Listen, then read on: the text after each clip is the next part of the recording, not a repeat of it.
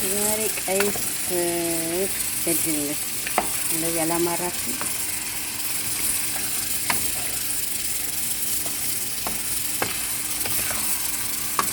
እንደዚህ ሰርታችሁ ከእንጀራ ጋር ኦ ማይ ጋድ ነው ማሻአላ።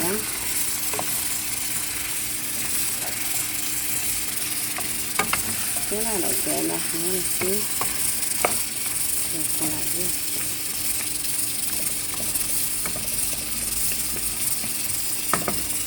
ጠብቅ ለማድረግ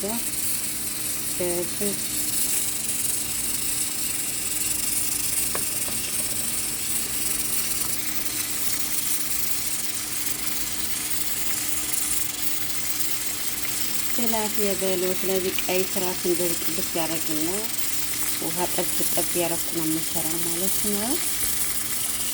ይሄው ውሃ ጠበረ ጠብ ደግሞ እንዳይቃጠለኝ እንዳይሆን በኋላ ምርጥ ሆኖ ይወጣል።